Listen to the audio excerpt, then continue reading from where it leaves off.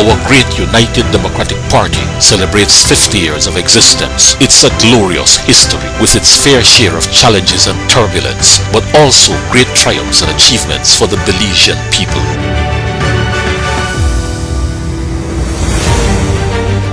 The history of the United Democratic Party from its genesis has been about diversity and divergence, but also about unification and unity around a common purpose.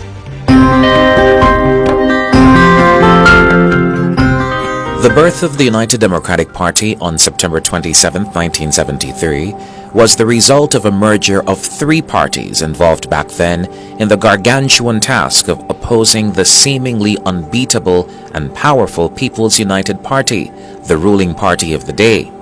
For 23 years before that, the PUP had dominated Belize's political scene virtually unopposed. At the time, the People's United Party was the only party that had ever been in power, and they'd been in power essentially since self-government. I thought that George Price, this strike as being sincere. George Price, he was a rough customer. In fact, his whole philosophy was, I shall reward my friends and punish the enemies, and he lived up to that. The opposition consisted of the Liberal Party, led by Harry Lawrence, and members Curl Thompson, Paul Rodriguez, Nestor Vasquez, Henry Young, and Sir Manuel Esquivel. The People's Development Movement, headed by Dean Lindo, and members Collett Gill, Ken Tillett, and Charles Wagner, and the National Independence Party, led by Philip Goldson, and members Herbert Bunton Fuller, Henry Fairweather, Joe Andrews, and Jorge Guerra Mena. Well, by this time I wasn't NIP, I was PDM. Well, we decided eventually that it didn't make sense to be fighting separately. We better join forces because it was divide and conquer, so that they could split up the three parties were divided. So then we joined NIP and PDM joined.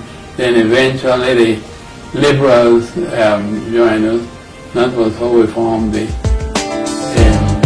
UDP. This amalgamation was born out of concern that the PUP, because of its performance to date, was on its way to consolidate itself as the sole ruling party in Belize. During the same time in Curacao, a new group was emerging, the Curacao United Front, the CUF, formed by Israel Alpuche, Andres Campos, Edmund Longsworth, and Maria Reyes. The time was ripe for tangible and active opposition to the People's United Party. It is at this point that a dynamic reverend by the name of Gerald Fairweather, with visionary initiative, organized these rather ineffective opposition groups and united them into what would become the great party that is the United Democratic Party. 1 year later, in 1974, the then unified opposition came within 3 seats and 18 votes of winning the general elections. Dean Lindo emerged as party leader. By 1977, a new emerging group in Orange Walk called the Voice of the Silent Majority, led by Elodio Aragon Sr., Ruben Campos, and Fred Martinez, had teamed up with the UDP to take control of the town board there, with Elodio Aragon Sr. being elected as mayor. It started as a community movement. There was a newspaper called the Voice of the Silent Majority, so that it was a newspaper in which we could express ourselves. And the United Democratic Party was that avenue for us to go and join to express ourselves, because it was about elections. And the United Democratic Party at that time offered the vision of participation, and that is where we were fit into joining the United Democratic Party. In the 1979 general elections, the UDP lost some ground, and after a divisive period with Theodore Aranda as leader, the party eventually regained its unity under the leadership of Manuel Esquivel. There was renewed energy and an impressive lineup of attractive candidates. I can't remember the exact day. I think it was something in the early 80s when Mr. Price increased the number of representatives from 18 to 28. And they were looking around for people to run. I had just had Barzile, which was at its peak. At the same time, the party was looking for people to go in, and they dragged me in, right? Because they thought that I would have been able to win a constituency. In 1984, the United Democratic Party won its first general elections. After 23 years of PUP rule, the Right Honorable Sir Manuel Esquivel became UDP's first Prime Minister. While the UDP leaders were new to governing a country, Prime Minister Manuel Esquivel moved quickly to stabilize the finances of the country. The 1984 UDP administration rescued Belize from the PUP's financial crisis that was so devastating we were forced to be on life support with the International Monetary Fund. Under the UDP, the economy expanded by 5% just 1 year after successfully concluding the standby arrangement with the IMF.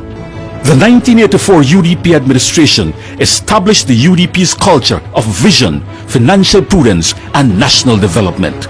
And today, we continue to enjoy the fruits of that period. The UDP would return to power in 1993 after another period of disunity, which misled the PUP into calling early general elections, only to see the UDP reunify and pull off a stunning upset. 1998 marked the end of an era for the UDP, with the transition of leadership from Right Honorable Sir Manuel Esquivel to Dean Barrow, who was then the deputy party leader. I am part of a consensus that is convinced that we must prepare our party for the next century by a process of revitalization that includes administrative as well as political reconstruction. The new party leader had an enormous task ahead to restructure and rebuild the UDP after a crushing 26-3 defeat at the polls. Undaunted, Barrow immediately put a heroic plan in place. It's going to be challenging but not altogether difficult. Already, Patrick, we have the makings of the team that can enable us to put this process in place. So we don't have any doubts at all that the process, while it's going to be an arduous one, will be a successful one. In 2006, Barrow's winning streak commenced with a massive UDP victory at the polls, where UDP captured 64 out of 67 seats in the municipal elections. When the general election date was finally announced for 7th February 2008, the UDP was energized, organized, and ready. It was beautiful to watch the UDP machinery in full swing. The UDP won the 2008 general elections convincingly, taking 25 of the 31 seats. Oh, what a glorious day! Ladies and gentlemen, it's a tremendous feeling. It is an overpowering feeling. It is a humbling feeling. I want you to know that I know that above all, this victory teaches that all power comes from the people. Under Dean Barrow's leadership, the UDP would go on to enjoy a series of successive victories in 3 general elections and 5 municipal elections. An extended period marked by a revolutionary countrywide transformation in infrastructure, repatriation of public utilities and national assets, and heavy investments in education, sports, human development, and pro-poor programs. In early 2020, John Saldivar held leadership of the party for a brief period, and later that same year, 1 month before the UDP lost devastatingly in the November general elections, there was a formal transition of party leadership from Prime Minister Right Honorable Dean Barrow to Honorable Patrick Farber. This legacy of Manuel Esquivel and Dean Barrow, combined with a new generation of ideas, of energy, of innovation, will be undertaken with close engagement and consultation with each and every Belizean at every level of society. In March 2022, at a hotly contested special convention, Honorable Dr. Shine Barrow emerged as the new leader of the UDP. Thank you to all the delegates that have given me their confidence today. I am extremely humbled and grateful. Kudos to Honorable Pantan for a hard-fought victory. She has proven herself as a formidable political force, and we have shaken hands, and we have agreed to work together for the interest of the United Democratic Party. Although she was not successful in her bid, the leadership candidacy of Honorable Tracy Panton was in itself a historic development, as it was the first time a woman had run for the top leadership position. And what she represents in women leadership is an essential component of the party's progressive philosophy of diversity and inclusiveness as it prepares to form the next government of Belize. You can expect that I will do everything within my capacity to unite the party. In the interest of party unity and stability, the UDP leader and full leadership team were re-endorsed at the National Convention in August 2023. And so, with the skyrocketing cost of living, rampant corruption in government, worsening economic and social conditions, the UDP is ready once again to provide the collective leadership that is needed now more than ever to provide sound management in public affairs, restore hope for the masses, and chart a new direction for the nation. It is for us to revolutionize this country, to bring transformation to this country like has never been done before. That is the responsibility of our leadership. We have the vision, we have the innovation, we have the creativity that is going to give Belizeans the quality of life that they deserve. Not just a few, not just the cronies, not just the politically connected, not just the nepotistic associates, but all Belizeans.